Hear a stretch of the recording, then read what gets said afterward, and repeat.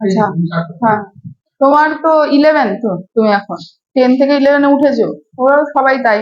আমি অ্যাটমিক স্ট্রাকচারটা পড়াচ্ছি, ইনঅর্গানিকটা আমি পড়াচ্ছি, অর্গানিক স্যার পড়াচ্ছে।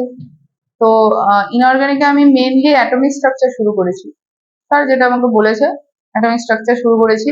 এবার অ্যাটমিক স্ট্রাকচারে কিছু দূর অব্দি আমরা চলে গেছি, যেমন হচ্ছে বোর্ডটা আমাদের পড়া হয়ে গেছে, ঠিক আছে। তার আগে আমি স্পেকট্রা পড়িয়েছি ওদেরকে, তার আগে আমি হিস্ট্রিটা পড়িয়েছি, যেমন হচ্ছে রাদারফোর্ড, তারপরে হচ্ছে মানে প্রথমে প্লামপোডিং মডেল ভুল হলো, তারপরে রাদারফোর্ড আসলো, তারপরে হচ্ছে আমাদের বোর্ড, ঠিক আছে, রাদারফোর্ড। তো এগুলো হচ্ছে সব পড়ানো হয়ে গেছে।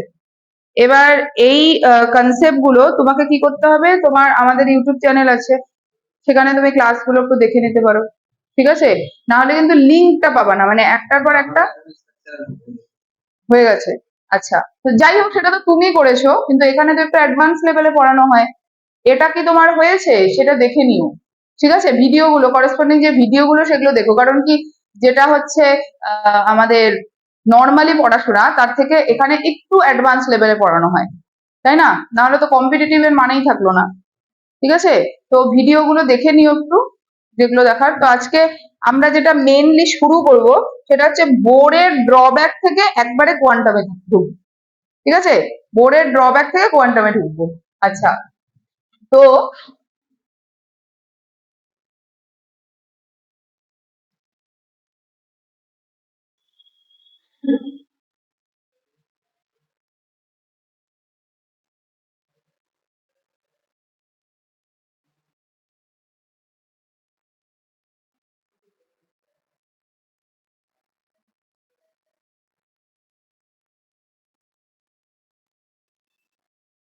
আগের দিন একটুখানি বলেছিলাম আমি বোর্ডের ড্রব্যাক, ঠিক আছে। প্রথম যে ড্রব্যাকটা, 1 নাম্বার যে ড্রব্যাকটা, সেটা হচ্ছে it is applicable only for single electronic system, তাই না মইনা? এটুকু বলছিলাম তো, এটা বলেছিলাম তো। তোমার নাম কি? সুপ্রতীক। এটা জানো, ড্রব্যাকটা পড়েছো? আচ্ছা, তো সিঙ্গেল ইলেকট্রনিক সিস্টেমের জন্য বোর্ডের সবগুলোই ভ্যালিড। যেমন বোর্ডের আমরা এনার্জি বার করেছিলাম, বোর্ডের আমরা রেডিয়াস বার করেছিলাম, বোর্ডের আমরা ভেলোসিটি বার করেছিলাম, এনার্জি গ্যাপটা বার করেছিলাম, মনে আছে? কি গো মইনা, ওশিস, তুমি অ্যাবসেন্ট ছিল ওই দিন? আচ্ছা আচ্ছা, পেট ব্যথা ছিল, এত খাও কেন? হ্যাঁ, এত খাইতে কে বলে তোমাকে? জিনিস শরীরের মধ্যে তো কিছুই নাই, বেশি খাই ফেলছো। খাইলেই লুজ মোশন হইতে লাগবে এমন কোনো ব্যাপার আছে? আচ্ছা, তো এগুলো যা কিছু আমরা পড়েছিলাম সব হচ্ছে সিঙ্গেল ইলেকট্রনিকের জন্য, মানে বোর বলেও ছিল হচ্ছে hydrogen like system. Hydrogen like system, যেমন লিথিয়াম 2+, হিলিয়াম প্লাস, বেরিলিয়াম, বেরিলিয়ামের অ্যাটমিক নাম্বার কত সুপ্রতি? 3।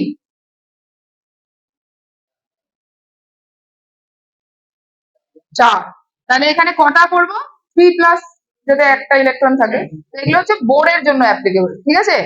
কিন্তু ব্যাপারটা হচ্ছে যে যখন আমরা হায়ার ইলেকট্রনিক সিস্টেমের জন্য যাব, তখন তো এগুলো চলবে না, বোর্ডের কোনো কনসেপ্টই চলবে না।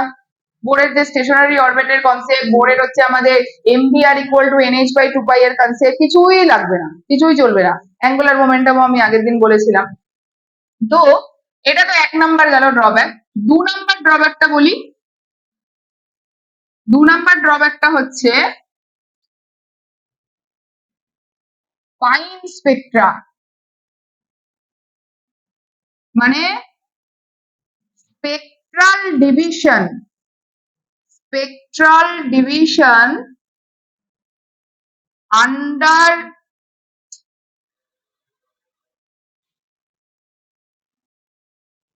Under electric field, electric field যেটাকে বলা হয় স্টার্ক এফেক্ট, তাই না? আর spectral division under magnetic field, এটাকে কি বলে? জিমান। তো এগুলা তো বলতে পারিনি, এগুলা বলতে পারিনি, ঠিক আছে? তুমি বলছো যে আমি রাদারফোর্ডকে পুরোটা সলভ করে দিচ্ছি, কিন্তু অথচ তুমি এই এই জিনিসগুলোকে এক্সপ্লেন করতে পারছো না, তাহলে তো হবে না। বুঝবো? আচ্ছা, আরো একটা যেটা কনসেপ্ট, সেটা হচ্ছে Bohr wave theory of electron. Wave theory of electrons, এটাকে বলতে পেরেছিল? পারেনি। এতক্ষণ পর্যন্ত ইলেকট্রনকে কি হিসেবে জানি আমরা? পার্টিকেল। ইলেকট্রনের দুটো নেচার, আমি প্রথম দিন বলেছিলাম, একদম প্রথম দিনই বলেছিলাম যে ইলেকট্রনকে আমরা দুভাবে পড়বো, একটা হচ্ছে পার্টিকেল আর একটা হচ্ছে ওয়েভ। সেরকম ভাবে আমরা কি পড়েছি, সেরকম ভাবে তো আমরা রেডিয়েশনকেও পড়েছি, তাই না? রেডিয়েশনেরও কি আছে? রেডিয়েশনের হচ্ছে ওয়েভ থিওরি, যেটা বলেছিল ম্যাক্সওয়েল, আর রেডিয়েশনের ছিল হচ্ছে পার্টিকেল নেচার। পার্টিকেল নেচার কে বলেছিল? কোয়ান্টা, প্ল্যাঙ্ক, তাই না? তো এই চ্যাপ্টারে সম্পূর্ণই দুটো দুটো ডুয়াল নেচার, ইলেকট্রনেরও ডুয়াল নেচার, রেডিয়েশনেরও ডুয়াল নেচার, ঠিক আছে?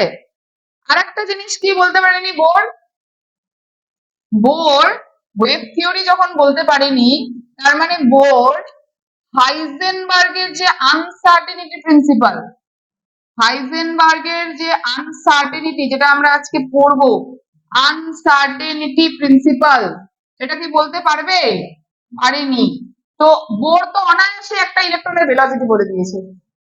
অত সহজ না ইলেকট্রনের ভেলোসিটি বের করা, ইলেকট্রনের পজিশনই বলা যায় না, তো ভেলোসিটি কি করে বার করবে? আমার একটু আগের পজিশন আর আমার এখনের পজিশন যদি তুমি জানো, দেন অনলি তুমি ভেলোসিটি বার করতে পারবা, তাই না? তুমি তো ডিস্টেন্সে, যেমন আমি গোলবাগান থেকে আসলাম, তো গোলবাগান ছিল আমার ইনিশিয়াল পজিশন আর এটা আমার ফাইনাল পজিশন, তো মাঝখানের ডিস্টেন্সটা বের করলে তখন আমি ভেলোসিটি বের করতে পারবো। কিন্তু আমরা তো ইলেকট্রনের পজিশনই জানি না, আনডিফাইন্ড, তাহলে কি করে ভেলোসিটি বলে দিয়েছে? ভেলোসিটি কি ছিল? vn equal to 2.18 into 10⁶, 1/z, 1/n, তাই না? আর যদি সিঙ্গেল ইলেকট্রনিক সিস্টেম না হয়, অন্য কিছু হয়, তাহলে এই জায়গাটায় z/n, ঠিক আছে? তো এইসব তো ভুল হয়ে যাচ্ছে আস্তে আস্তে। ভেলোসিটি বলছে, মানে আনসার্টেনিটি একটু পরেই দেখবা হাইজেনবার্গে, দেখবা যে হ্যাঁ সত্যি ভেলোসিটি বের করা যায় না। তো এগুলো হচ্ছে ড্রব্যাক। এবার ড্রব্যাক গুলোকে তো সলভ করতে হবে। তো হেডিং করো wave nature's of electron. Wave nature of electron থেকে আমরা আস্তে আস্তে কোয়ান্টাম মেকানিক্সে ঢুকবো, কোয়ান্টাম কেমিস্ট্রিতে ঢুকবো। কেউ কেউ বলে কোয়ান্টাম ফিজিক্সের, কেউ কেউ বলে কোয়ান্টাম কেমিস্ট্রি, কোয়ান্টাম সবকিছু, কোয়ান্টাম অ্যাকচুয়ালি কেমিস্ট্রিরই, ঠিক আছে? অ্যাটমকে সুন্দরভাবে জানতে হলে, চিনতে হলে, অ্যাটমের মধ্যে এক্স্যাক্টলি কি কি আছে জানতে হলে কিন্তু আমাদেরকে ওয়েভ নেচার গুলোই পড়তে হবে, কোয়ান্টামই পড়তে হবে। তো প্রথম আমরা ওয়েভের আন্ডারে যেটা পড়বো সেটা হচ্ছে ডি ব্রয়, নট ডি ব্রগলি, ঠিক আছে? ডি ব্রগলি বলে কিছু হয় না, মানে বানানটা এরকম, তো বানানটা এরকম, spelling will be like this, but it is not de Broglie, it is it is not de Broglie, it is de Broglie, ঠিক আছে? জিটা ওইভাবে হয় না, ব্রগলি ব্রগলি বলতে থাকে সবাই, এরকম না, ঠিক আছে? তো ডি ব্রগলি কি বললো, আমি ব্রগলি বলছি, ডি ব্রগলি, তাই না? বাংলা বইগুলোতেও দেখবা ব্রগলি দেওয়া, কিন্তু ইট ইজ ডি ব্রয়, মানে যদি তুমি ঠিকভাবে প্রোনাউন্সিয়েট করো। তো ডিব্রয় কি দেখলো? ডিব্রয় দেখলো destructive, destructive and constructive, destructive and constructive interference, destructive আর constructive interference কাকে বলে জানো? যখন কোনো দুটো ওয়েভ এসে একটা জায়গায় মার্চ করে তখন সেটাকে বলে কনস্ট্রাকটিভ ইন্টারফারেন্স, আর যখন দুটো ওয়েভ দুজন দুজনকে ক্যান্সেল আউট করে দেয় তখন সেটাকে কি বলে? Destructive interference. কিন্তু সেগুলো কিসের হয়? ওয়েভের হয়। তাহলে ইলেকট্রনের কি করে হচ্ছে?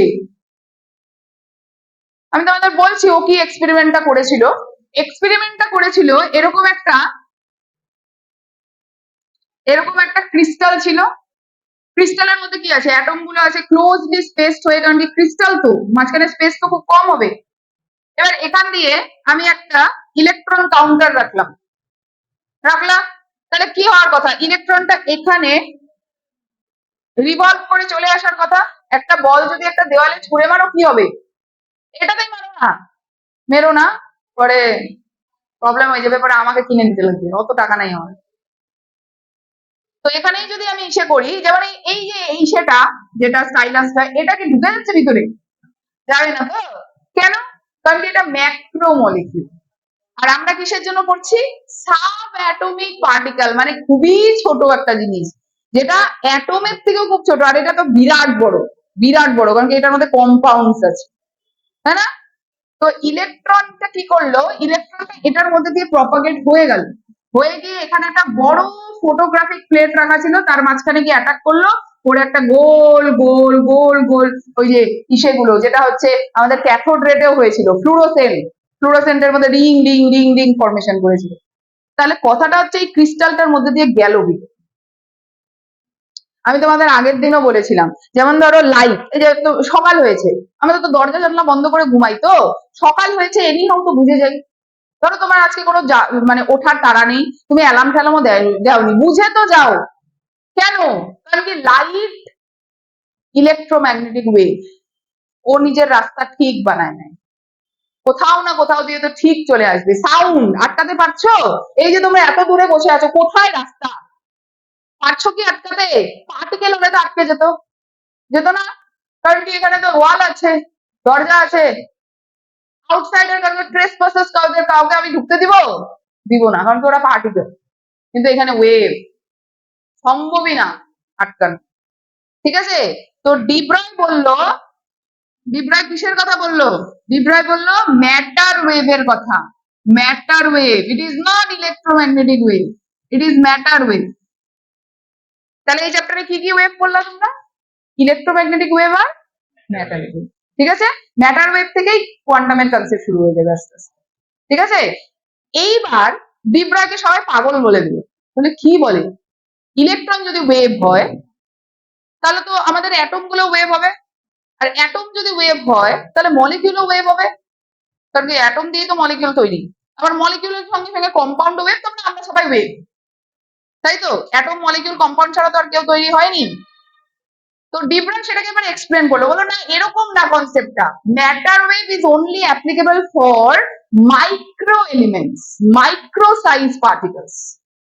ইলেকট্রনের কত, ইলেকট্রনের মাস কত, 9.11 into 10 to the power minus 31 KG, that is negligible. যখন আমরা এটার সিম্বলটা লিখি তখন এইভাবে লিখি না, 0E1, বা অনেকে এইভাবে লেখে -1E0, এই জিরোটা কি সিগনিফাই করে, মাসকে, মানে ইলেকট্রনের মাস এতটাই কম যে আমরা কি ধরি, প্রায় না। তো ডিব্রয়ের ইকুয়েশন দিল একটা, ল্যামডা ইকুয়াল টু h/mv। দেখো মাসের সাথে ল্যামডাটা কিভাবে relation, lambda equal two h/mv, তাহলে ল্যামডা আর মাস কি ইনভার্সলি প্রপোর্শনাল না, তো মাস যদি বাড়াও ল্যামডা পাবা খুব ছোট, তার মানে আমাদেরও ওয়েভ থাকতে পারতো যদি আমরা কি হতাম, একটু ছোট মোটো হতাম, একটু মাইক্রো সাইজ হতাম, আমরা তো বহুত বড়, অনেক বড়, তাই না, আমাদের তো কোনো কথাই নাই, ছোট ছোট মানে অ্যাটম, অ্যাটম যারা, অ্যাটমই তোমাদেরকে ওয়েভ দেখাবে না, কারা ওয়েভ দেখাবে, অ্যাটমের ভিতরে সাব অ্যাটমিক পার্টিকেলসরা, ভালো করে বোঝো, ওকে সবাই পাগল বললে উড়াই দিলে হবে না তো। অ্যাটমের ভেতরে ইলেকট্রন গুলো কিভাবে আছে, ইলেকট্রনের পজিশন কি, ইলেকট্রনের ভেলোসিটি কি, ইলেকট্রন কেন ফাইন স্পেকট্রা দেখাচ্ছে, সবকিছু এখন এক্সপ্লেন হয়ে যাবে। Electron is a wave, electron not a particle. আমি তোমাদের মোদ্দা কথা বলবো, যখন অ্যাটমের ভিতরে কোনো ইলেকট্রন থাকে তখন ও ওয়েভ, যখন অ্যাটমের থেকে বাইরে বের করবা, সাপোজ ধরো সোডিয়াম থেকে তোমরা সোডিয়াম প্লাস করে দিলাম, একটা ইলেকট্রন বের করে দিলে, ওই ইলেকট্রনটা যেটা অ্যাটমের থেকে বাইরে বেরিয়ে গেল তখনও পার্টিকেল। আমি তোমাদের ইএমএ ওয়েভ পড়ানোর সময় বলেছিলাম যে ইলেকট্রোম্যাগনেটিক ওয়েভ কখন ওয়েভ, যখন ও কি কি ভ্যাকুয়ামের মধ্যে দিয়ে আসে, যেমন সান থেকে যখন আর্থে আসে মাঝখানে তো কোনো মিডিয়াম নাই, তখন ওয়েভ। কিন্তু যখন কোনো একটা পার্টিকেলের উপরে এসে পড়ে ইলেকট্রোম্যাগনেটিক ওয়েভটা, তখন ও পার্টিকেল। কেন পার্টিকেল? কি বলেছিলাম? কারণ কি আমার একটা ক্যাপাসিটি আছে, তুমি আমাকে দিতেই থাকবা দিতেই থাকবা দিতেই থাকবা, আর আমি নিতেই থাকবো এমনটা না। প্ল্যাঙ্ক বলেছিল, কি বলেছিল, যে তুমি দিতে থাকো, আমার যতটা ক্যাপাসিটি আমি নিব, বাকিটা বের করে দিব। চার্জিং এ বসায় দিয়ে ছেড়ে দিলে কি ওটা ব্লাস্ট হয়ে যায়? নিতে থাকলে তো ব্লাস্ট হয়ে যেত, কাট অফ হয়ে যায়। আমার ক্যাপাসিটি নেই, আমার ক্যাপাসিটি ধরো ইয়েলো লাইট অ্যাবজর্ব করা, তো আমি ইয়েলো লাইটই অ্যাবজর্ব করবো, তুমি আমাকে গ্রিন দিলে হবে না তো, তুমি আমাকে ভায়োলেট দিলে হবে না তো। সেটা হচ্ছে রেডিয়েশনের কনসেপ্ট ছিল। দুটোই সত্যি, এখানেও দুটোই সত্যি। অ্যাটমের ভেতরে ইলেকট্রন আছে, রেসপেক্টিভ অরবিট গুলোতে, অরবিটও না, এখন অরবাইটাল কনসেপ্ট আসবে, বলছি একটু পরে। তখনও কি নেই। আর যখন ইলেকট্রনকে বাইরে বের করে দিবা, যখন ও নিউক্লিয়াসের ফোর্স অফ অ্যাট্রাকশনের থেকে বাইরে যাবে, যখন ওর মধ্যে কোনো মোশন টোশন কিছু নাই, তখনও কি মনে থাকবে? ক্লিয়ার কনসেপ্ট, কনসেপ্টটা ক্লিয়ার করো, ঠিক আছে? সব পারবো, এমন কোনো ব্যাপার না। কোয়ান্টাম নিয়ে সবাই ভয় পেতে থাকে, কি জন্য ভয় পায় ভগবান জানে। তোমাদের কোয়ান্টামে তো বিশেষ কিছু নাই গা, সেটা অনার্সে টনার্সে এমএসসি টেমএসসি তে বহুত জটিল কিছু একটা, মানে কোয়ান্টাম কেমিস্ট্রি যারা বোঝে তারা নাকি পাগল হয়, এরকম বলতো। আমি তো ভালোভাবে বুঝতাম, আমার স্যার, মানে আমার কোয়ান্টামের স্যার যিনি ছিলেন তিনি আমার গুরুদেব ছিলেন, মানে আমি ওনাকে এখনো খুব ইসে করি, উনি খুব রিনাউন্ড একজন প্রফেসর। আমি কোয়ান্টাম মেকানিক্সে সবসময় হাইস্ট পেতাম। তো স্যার আমাকে একদিনকা আসছে ক্লাসে, তখন আমরা ফার্স্ট সেমেস্টারে পড়ি, তখন তো আর কাউকে চেনে টেনে না হতো। যখন সেকেন্ড সেমেস্টার থার্ড সেমেস্টারে যখন উঠবা, যে কোনো কলেজে, তোমরা মেডিকেল কলেজে যাও বা নর্মাল কলেজে যাও, দেখবা আস্তে আস্তে পরিচিতি হতে শুরু করে স্যারদের। তো স্যার একবার ফার্স্ট সেমেস্টারে আসলো, আমাদের জাস্ট ফার্স্ট সেমেস্টার শেষ হয়েছে, আমরা সেকেন্ড সেমেস্টারে উঠছি। স্যার আমাকে বলে, তন্মিতাকে। আমি উঠলাম, আমি বললাম খাইছে মানে গেছে, মানে বাজে রেজাল্ট করছি মনে হয়।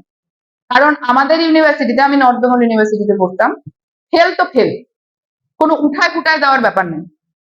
ইন্টার ইউনিভার্সিটি, মানে ইউনিভার্সিটির ভিতরেই খাতা চেকিং হচ্ছে, কিন্তু ভীষণ স্ট্রিক্ট। তুমি শুনে দেখবা নর্থ বেঙ্গল ইউনিভার্সিটির কেমিস্ট্রি ডিপার্টমেন্ট ভীষণ নাম করা, মানে হচ্ছে ওখানে চান্স পাওয়াই বড় ব্যাপার। অল ওভার, মানে ইসের মধ্যে, ওয়েস্ট বেঙ্গলের মধ্যে ওখানে মাত্র 40টা সিট আছে, তার মধ্যে এসসি এসটি ওবিসি তো আছে, সেগুলার জ্বালা তো একটু তোমাদেরকেও ভোগ করতে হবে। সেসব ছাড়ো, যারা এসসি এসটি ওবিসি হয় তারাও ভালো রেজাল্ট করে, তারাও মানে হিউজ কম্পিটিশন, এমন কোনো ব্যাপার নাই যে আমি জেনারেল আমার হবে না আর আমি এসসি মানে আমার হয়ে গেছে অলরেডি, এরকম কোনো ব্যাপারই নেই। কত মানুষ দিবে জানো এবার নিট? কত মানুষ দিবে? 23 লাখ। ভাবতে পারছো ডিজিটটা? আর সেই হিসেবে পড়ো, মোবাইলের মধ্যে কুটুর কুটুর করে গেম খেললে কিছু হবে না, তার থেকে গুগলটা একটু সার্চ করো, গুগলে একটু দেখো যে এবার নিট কয়জন দিচ্ছে, আগের বছর কাট অফ কতটা ছিল, তাই না? অন্ধের মতো গড়গড় গড়গড় করে পড়ে গেলাম হবে না, কিন্তু সব দিকে ধ্যান রাখতে লাগবে যে আগের বছর কাট অফ কত এসেছিল, 600 এত, 720-তে পরীক্ষা, 720-তে। আগের বছর কাট অফ কত আসছিল, ধরো 680, জেনারেলি ধরলাম আমি, whatever may be the cost, কাস্টে ওরকম কিছু যায় আসে না, 4-5 মার্কস, ঠিক আছে? 680, তো 680-র মধ্যে কোনটা কঠিন আসছিল? ফিজিক্স কঠিন আসছিল। তার মানে ফিজিক্সটাতে আমাকে একটু জোর দিতে হবে, তার মানে আমাকে এমন ভাবে পড়তে হবে যে বায়োলজি আর কেমিস্ট্রিতে যেন 1 নাম্বারও কাটা না যায়। তাহলে আমি কি করবো, ফিজিক্সটাকে কোপ আপ করতে পারবো অনেকটা। ফিজিক্স তো কঠিন, বলে লাভ নেই, এটা বলে লাভ নাই, ওটা আমারও কঠিন লাগতো, তোমারও কঠিন লাগবে। ফিজিক্স কঠিন, কেমিস্ট্রি তো ইজি হয়ে যাবে। একটু বোঝো, একটু ব্যাপারগুলো বোঝার চেষ্টা করো, দেখবা কিচ্ছু করতে লাগবে না, নিজেই সলভ করতে পারছো। এমসিকিউ তো লিখতেও লাগবে না তোমাদের, তাহলে গোল গোল গোল গোল করে আসে পড়বা ওএমআর শিট, নিটের জন্য বলছি, বুঝতে পারছো? আর ইনঅর্গানিক তো আরো স্পেশালি বোঝার জিনিস, এক্সেপশনে ভর্তি। এবার যখন আমি পিরিয়ডিক টেবিলে যাব, এক্সেপশন আর এক্সেপশন, জগতে এরকম কোনো এলিমেন্ট নাই যে আমার কথা মতো চলবে, ওরা ওদের নিজেদের মতো চলে, বুঝতে পারছো?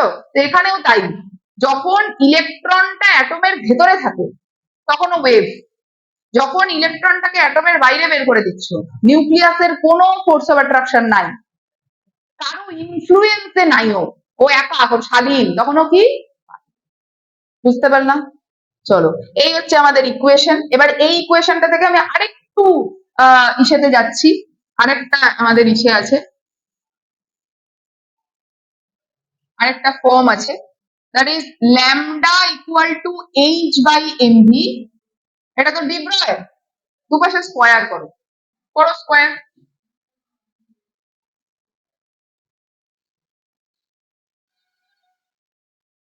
ঠিক করছি? ঠিক করছি তো? আচ্ছা, হাফ এমভি স্কোয়ার মানে কি? কাইনেটিক এনার্জি, এক্স্যাক্টলি, গতিশক্তি যেটা বাংলাতে বলে। সুপ্রতীক না? সুপ্রতীক, সুপ্রতীক বললাম যে তুমি না ইসে তোমার কনসেপ্টটা ঠিক আছে, ওই টার্ম গুলো ইংলিশটা ইসে করা শুরু করে দাও। ঠিক আছে, সব টার্ম গুলো এখন থেকে ইংলিশে পড়ো। কেন? কারণ হচ্ছে পরীক্ষা কিসে হবে, কি মিডিয়ামে হবে, ইংলিশে হবে, তখন কিন্তু বুঝতে প্রবলেম। আমার নিজেরও এই প্রবলেম আমি ফেস করেছি। আমিও সুনীতি একাডেমিতে পড়তাম, আমিও ডাব্লিউবিসিএইচএসসি এর আন্ডারে ছিলাম, আমারও বাংলা ছিল।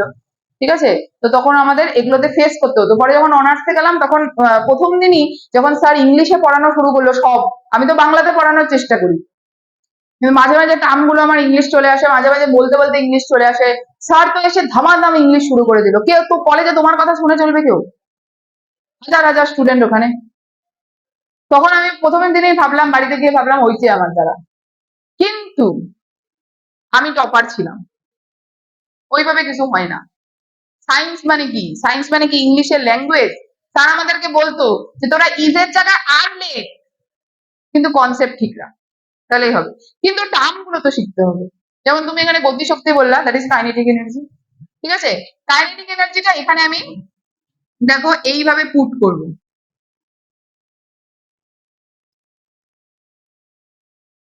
দেখো কি লিখলাম, এভাবে লিখতে পারি, হ্যাঁ, দুই দুই তো কাটা, আর এম স্কোয়ারটাকে এইভাবে ভাগ করে লিখলাম, কারণ আমি এই জায়গাটাতে কাইনেটিক এনার্জিটাকে পুট করব, সাবস্টিটিউট করব। তাহলে H square by 2m into kinetic energy. Clear? বাস চলো এবার ল্যামডা ইকুয়াল টু তাহলে কি হবে, H by root over 2m কে। এটা হচ্ছে আমাদের ডি ব্রয়ের আরেকটা ফর্মুলা। যদি কাইনেটিক এনার্জি থাকে কোয়েশ্চেনের মধ্যে, তাহলে ম্যাটার ওয়েভ বার করার এটা ফর্মুলা। আর যদি ভেলোসিটি দেওয়া থাকে তাহলে এটা ফর্মুলা, দ্যাট ইজ এইচটা কি? এইচটা কি Supratik? Planks constant. What is the value? 6 point না 6.626 ইন্টু 10 টু দি পাওয়ার 34 না -34? -34 জুল সেকেন্ড।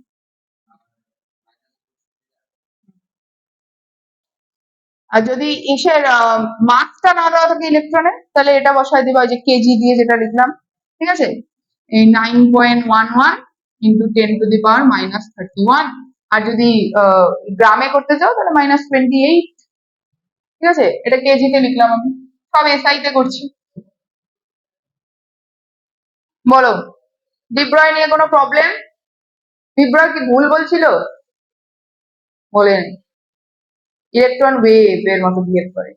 ঠিক আছে, বুঝবো? আচ্ছা, এবার হাইজেনবার্গে আসো। হাইজেনবার্গ একটা দারুণ কনসেপ্ট বলছিল। ও বলছিল যে আমি একটা হিলি রিজিয়নে গাড়ি চালাচ্ছি, ধরো সাপোজ। তো হিলি রিজিয়নে গাড়ি চালাতে যেতে ভীষণ স্পিডে চালাচ্ছে গাড়ি। এবার ওখানে একটা ট্রাফিক পুলিশ ওকে ধরছে, বলছে যে ও তোমার ইসে কোন মানে কোথা থেকে তুমি স্টার্ট করছো? ও বলছে জানি না। ও বলছে যে তুমি কত ভেলোসিটিতে গাড়ি চালাচ্ছো? বলে জানি না। তখন ও পুলিশকে বলে যে কোনো একটা বলতে পারবো, হয় পজিশন বলতে পারবো, নাহলে ভেলোসিটি বলতে পারবো। কেন? কারণ কি আমি যদি, আমাকে যদি ভেলোসিটি বলতে হয় তাহলে গাড়িটা আমাকে স্টার্ট করতে হবে, তাই না? আর আমাকে যদি পজিশন বলতে হয় তাহলে গাড়িটাকে আমাকে থামাইতে হবে। তো যদি আমি থেমে থাকি তাহলে ভেলোসিটি বলতে পারছি না। আর যদি গাড়িটা আমি চালাই তাহলে আপনাকে আমি পাবো কোথায় যে আমি তোমার আপনাকে পজিশনটা বলবো? বুঝতে পারছো ব্যাপারটা? মজার জিনিস। ও এইভাবে এক্সপ্লেন করলো ব্যাপারটাকে, যে যদি ইলেকট্রন ওয়েভ হয়, ডিব্রয় থেকেই আসলো, যদি ইলেকট্রন ওয়েভ হয়, যদি ইলেকট্রনের এত ভেলোসিটি থাকে, তাহলে ইলেকট্রনের পজিশন কি করে বের হয়? ভাবো একটু।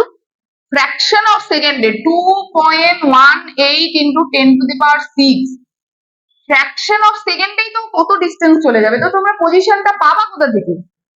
ভেবে দেখেছো ব্যাপারটা? পজিশন পাওয়া is impossible. Or either velocity পাওয়া, যদি তুমি ইলেকট্রনটাকে স্টপ করে দাও তাহলে ভেলোসিটি পাবা না ওর। ওর এক্সাক্ট ভেলোসিটি কত তুমি জানো না, জিরো পাবা ভেলোসিটি। জিরো কি ইলেকট্রনের ভেলোসিটি কি জিরো নাকি?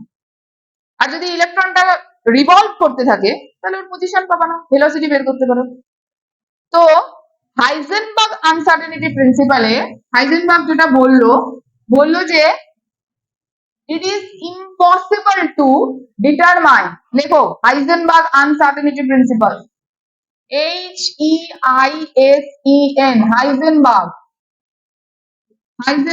Uncertainty principal.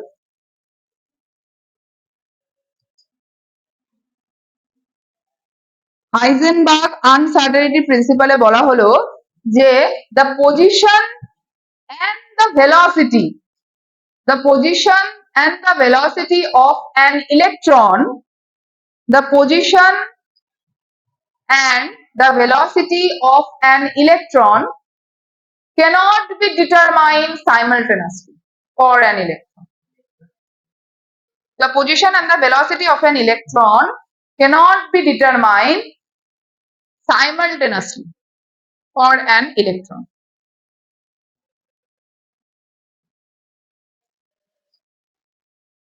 তো এটাকে যদি আমি এক্সপেরিমেন্টালি মানে আমি ম্যাথামেটিক্যালি যদি এক্সপ্রেস করি তাহলে এটা হবে, ধরো আমি পজিশন বের করতে গেছি, পজিশনটাকে এক্স দিয়ে ডিনোট করা হয়।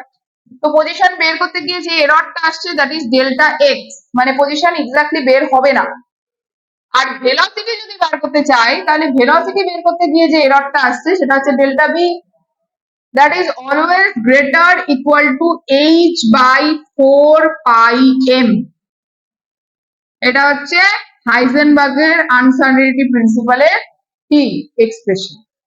দেখো delta x into delta v, delta x আর ডেল্টা ভি হচ্ছে error in the position, error কিন্তু মানে পজিশন বের করতে গিয়ে কতটা এরর আসছে, আর এটা ভেলোসিটি বার করতে গিয়ে কতটা এরর আসছে, ভেলোসিটি বার করতে গিয়ে কতটা এরর আসছে।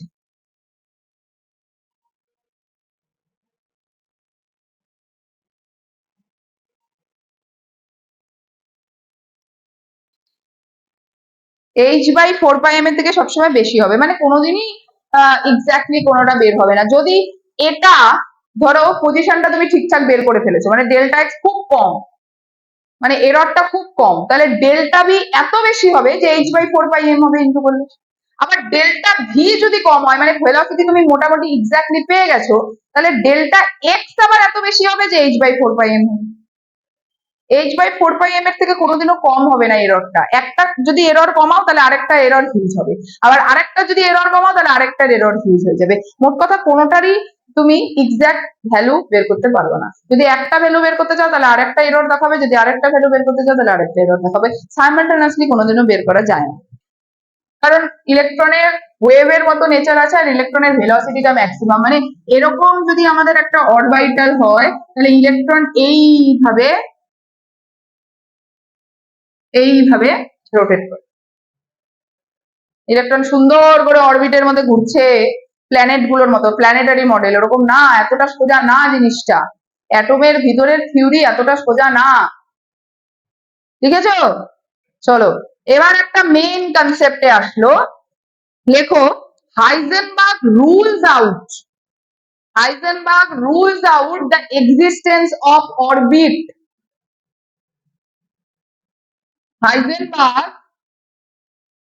Heisenberg rules out the existence of orbit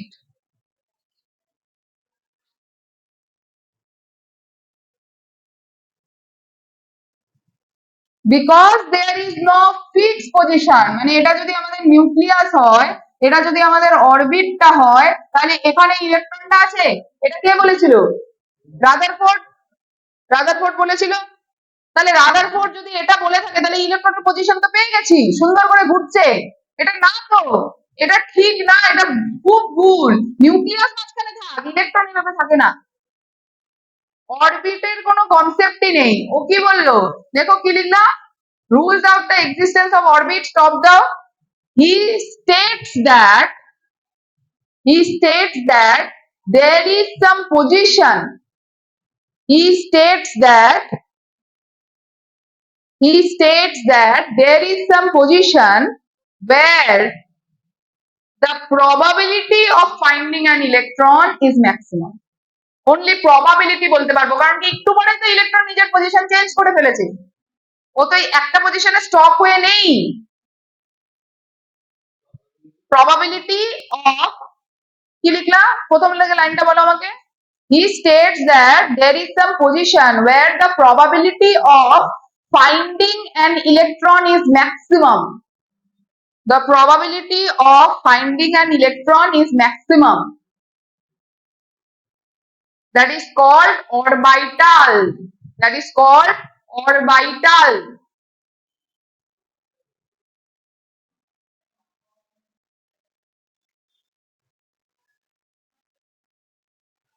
orbital, orbit না orbital, ঠিক আছে।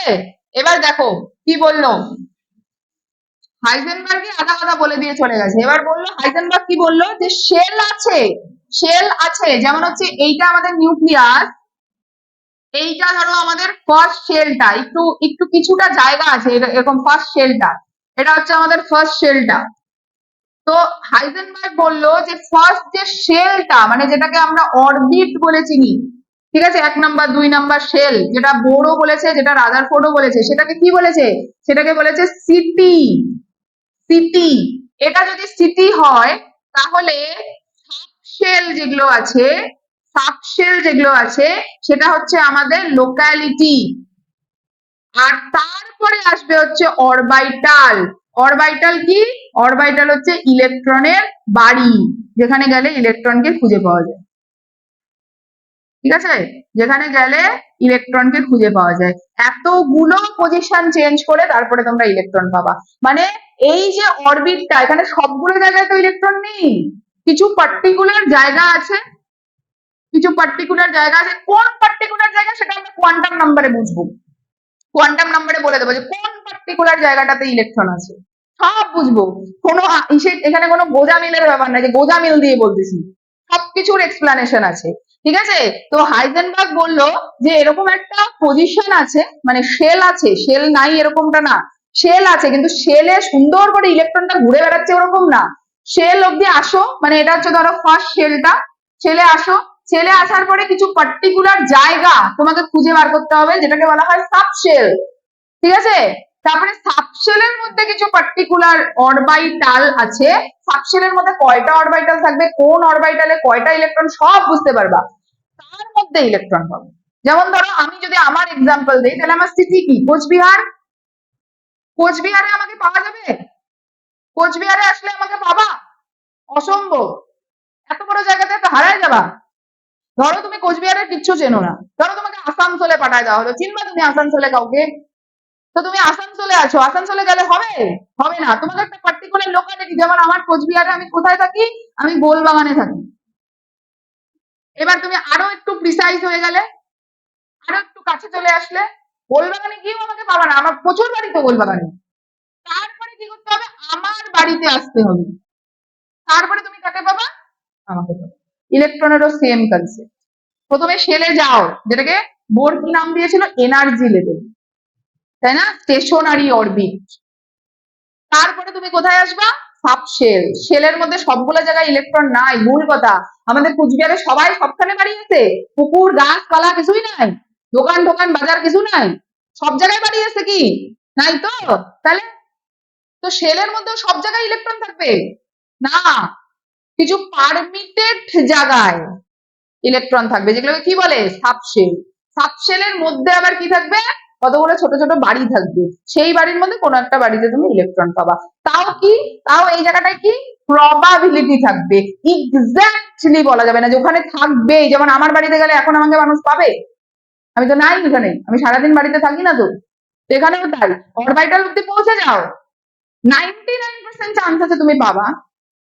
কারণ আমাকে এখন ফোন করলে আমি বলবো যে 10 মিনিট 15 মিনিট বা আধা ঘন্টা বসো, আমি আসছি, কিন্তু তবুও হাইজেনবার্গ কি বলছে, সার্টেনলি কিছু বলা যাবে না, সব uncertainty, probability.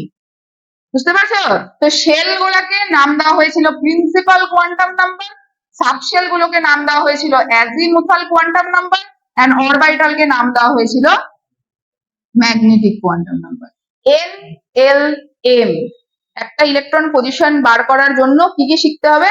N L M, ঠিক আছে? যে কোনো একটা ইলেকট্রন, ধরো সোডিয়ামই আছে, সোডিয়ামে কয়টা ইলেকট্রন? 11টা ইলেকট্রন, 11টা ইলেকট্রনের 11টা আলাদা আলাদা পজিশন আছে। এন আর এল সবার সেম হতে পারে, দুটো তিনটে চারটা পাঁচটা ইলেকট্রনের এন আর এল সেম হতে পারে, কিন্তু এমটা আলাদা হবে, ঠিক আছে? ম্যাগনেটিক কোয়ান্টাম নাম্বারটা আলাদা হবে। তো এই কোয়ান্টাম নাম্বারটা শেখার আগে আমাদের একটু ওয়েভ যে ইসেটা লাইন ইকুয়েশনটা সেটা একটু পড়তে হবে। সেটাকে কি বলে? Schrodinger wave equation. Schrodinger wave equation, এটা কি ছিল? এইচ সাই ইকুয়াল টু ই সাই।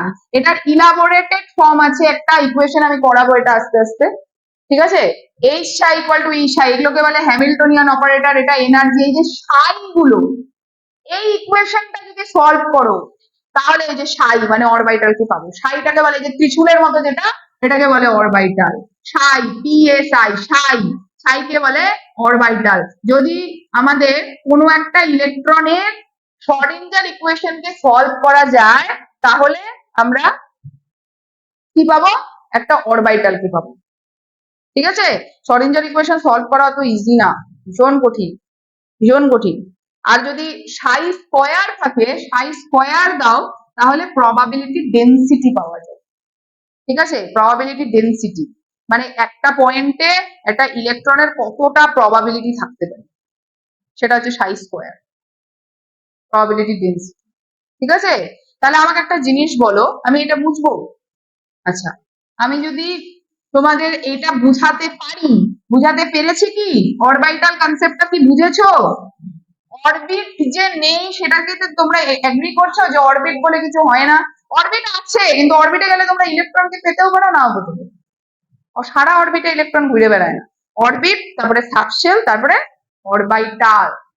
তাহলে আমি যদি অরবিট আর অরবিটালের ডিফারেন্স লিখতে বলি, অরবিট আর অরবিটালের ডিফারেন্স লিখতে বলি, পারবা কি? অরবিট আর অরবিটালের ডিফারেন্স লিখতে বলি, পারবা কি? প্রথম তো আমি শেপে আসি।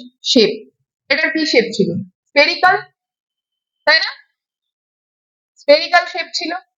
আর এটার ডিফারেন্ট ডিফারেন্ট শেপ আছে, প্রত্যেকটা শেপ করানো হবে, ডিফারেন্ট শেপ আছে। অরবিটাল কি কি হয়? এস অরবিটাল হয়, পি অরবিটাল হয়, ডি অরবিটাল হয়, এস অরবিটাল হয়, এসপিডিএফ টাইপ অরবিটাল হয়। প্রত্যেকটা আমি যখন কোয়ান্টাম নাম্বার পড়াবো বলবো, প্রত্যেকটা শেপ আছে, প্রত্যেকটার আলাদা আলাদা কনফিগারেশন আছে, যে এন কত হবে, এল কত হবে, আলাদা আলাদা আছে, ঠিক আছে? তো এটা স্ফেরিক্যাল শেপ আর এটা ডিফারেন্ট শেপ। এটা হচ্ছে আমাদের 2D ছিল, একটা প্লেনের উপরে আঁকছিলাম আমরা। Orbital always 3D। অরবিট কাকে বলে? অরবিট কাকে বলে? the spherical path where the electrons are revolve around the nucleus. আর অরবিটালের যদি ডেফিনেশন লিখতে পারে কি বলবা? the position at which the probability of finding an electron is maximum, ঠিক আছে?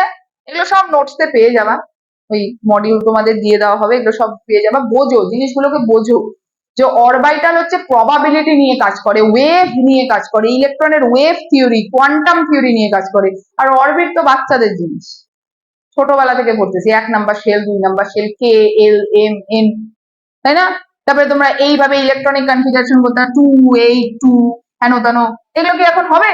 এগুলো হবে না তো, এগুলো তো শেল হিসেবে করেছি আমরা।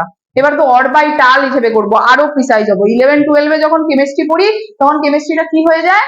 কম্প্রিহেন্সিভ কেমিস্ট্রি, বিস্তৃত উচ্চতর রসায়ন, মানে ইট শুড বি প্রিসাইজ। তার মধ্যে আমরা কম্পিটিটিভ দিব, প্রত্যেকটা লাইন পড়তে হবে, কিচ্ছু ছাড়া যাবে না, প্রত্যেকটার কনসেপ্ট বিল্ড করতে হবে, ঠিক আছে? তো আমি এটা মুছি, আমি তোমাদের একটু অরবিটালের শেপ গুলো দেখাই। দেখো, অরবিটালের শেপ গুলো কেমন হবে? যদি এস অরবিটাল হয়, that is spherical. Symmetric, spherically symmetric, একদম সুন্দর স্পিয়ার হয়। আর যদি পি অরবিটাল হয়, পি অরবিটাল, পি অরবিটালের শেপটা এরকম হয়,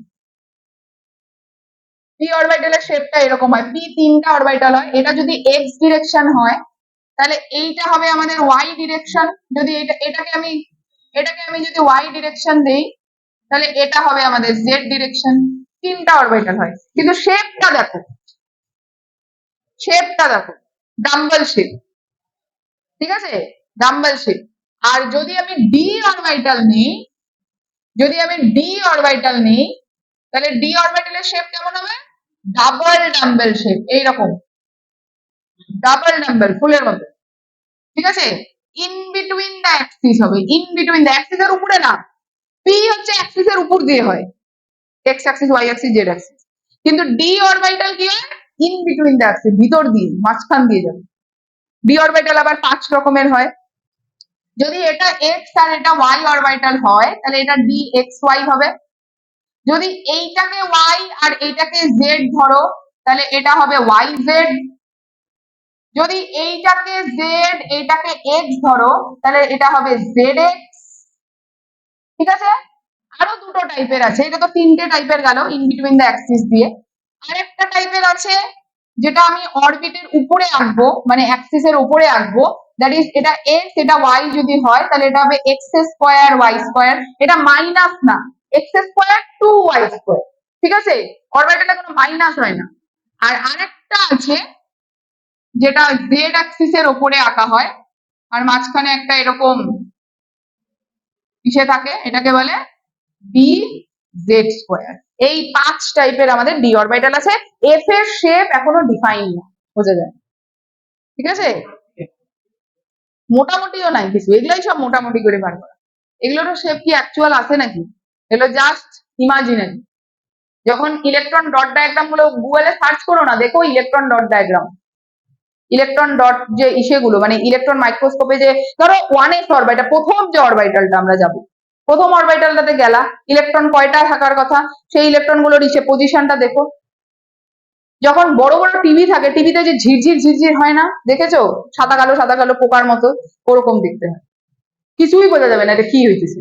এগুলো ম্যানুপুলেট করে করে এত সুন্দর হয় নাকি ছবি, ফুলের মতো সুন্দর ইলেকট্রন আছে, এখানে একটু ওখানে একটু ওখানে, এগুলো সব ম্যানুপুলেট করে করে আস্তে আস্তে এরকম করে একটা কিছু করা যায়। এই শেপ গুলো তোমাদের খুব দরকার, না হলে বন্ডিং এ প্রবলেম হয়ে যাবে, বন্ডিং যখন করবা তখন প্রবলেম হয়ে যাবে, বন্ডিং এ লাগবে, অর্গানিকে লাগবে অরবিটাল গুলো, শেপ গুলো, ঠিক আছে।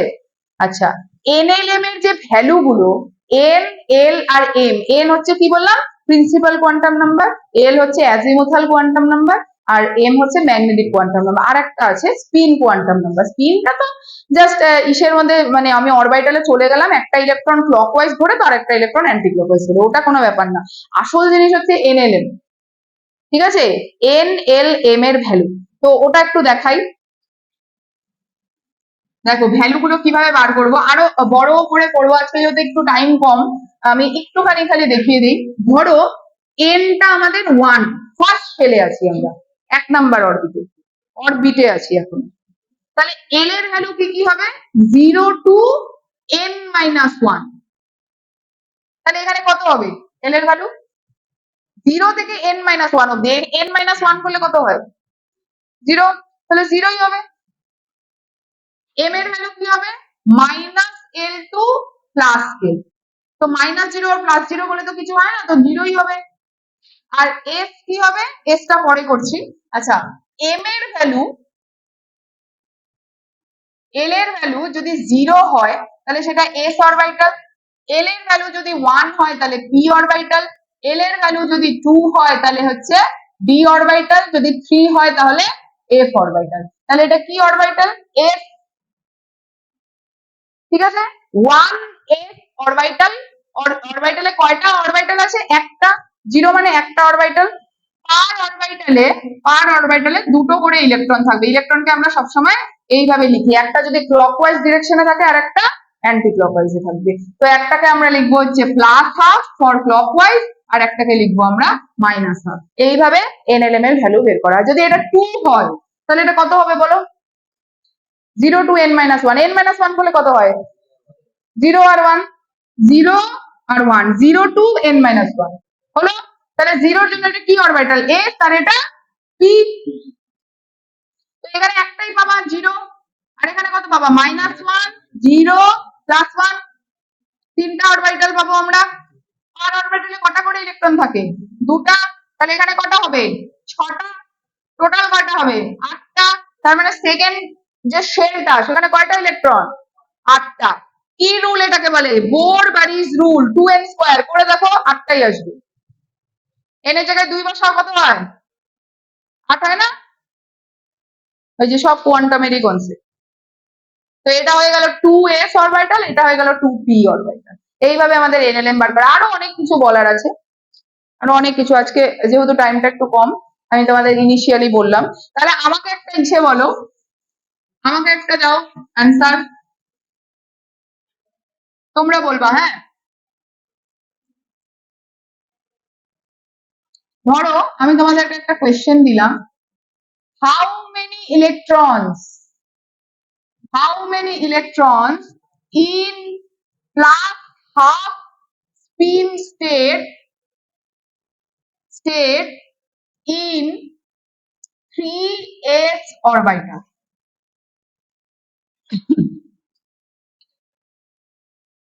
তোমরা বলো, এস এ কয়টা থাকে? এখনই কি বললাম, এস এ কয়টা থাকে? 0 তো ওর স্টেটটা। একটা অরবিটালে কটা করে ইলেকট্রন থাকে? 2টা। এক একটা অরবিটালে 2টা করে থাকে।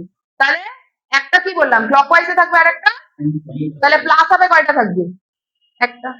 টোটাল 2টা, তাহলে প্লাস হবে একটা, মাইনাস হবে একটা। যদি আমি এখানে 3s এর জায়গায় 3p দিতাম, p তে কয়টা থাকে? 6টা ইলেকট্রন থাকে। এখনই 3টা বক্স করলাম, তাহলে কয়টা থাকবে? 3টা।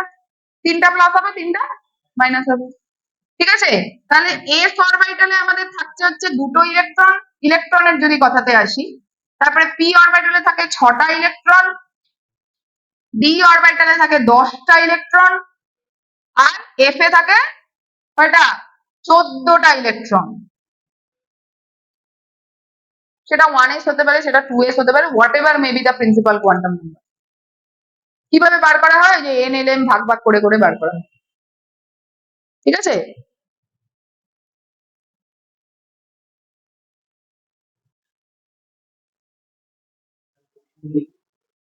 না, কোয়েশ্চেন মডিউলে পেয়ে যাওয়া প্রচুর আছে, আরো পড়াবো পরের দিন। আমি পরের দিন আমি সব নিয়ে আসবো কোয়েশ্চেন গুলো NLM।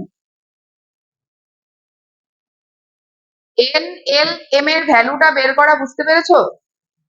আচ্ছা, তাহলে আমাকে এটা একটু বলো, n এর যদি 4 হয় তাহলে l কি কি হবে? 0, 2, 3। তাহলে এটা কি অরবিটাল? s। এটা, এটা, এটা m। কত হবে m? -l থেকে +l অবধি। এটা তো 0ই হবে। এটা -1, এটা এক্স্যাক্টলি, এটা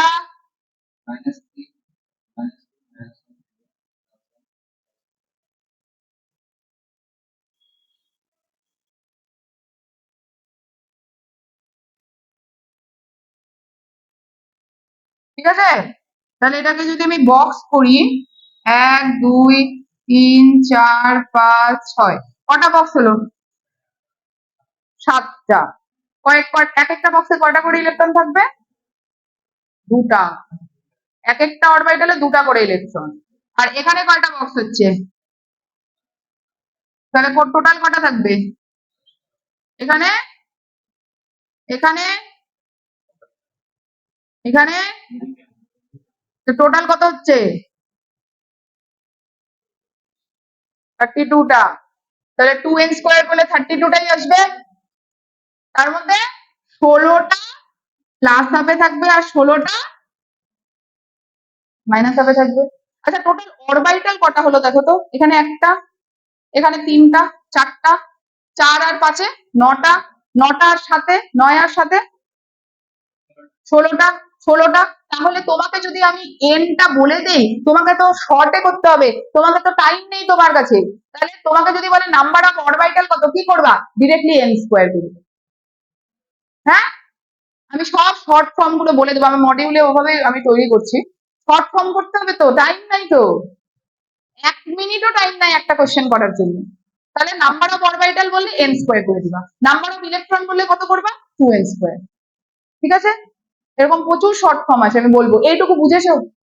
এটুকু বুঝেছো? কোনো ক্লিয়ার, কোনো প্রবলেম নেই? পরের দিন আরো এটার মধ্যে ডেপথে করবো। আর কি শিখবো?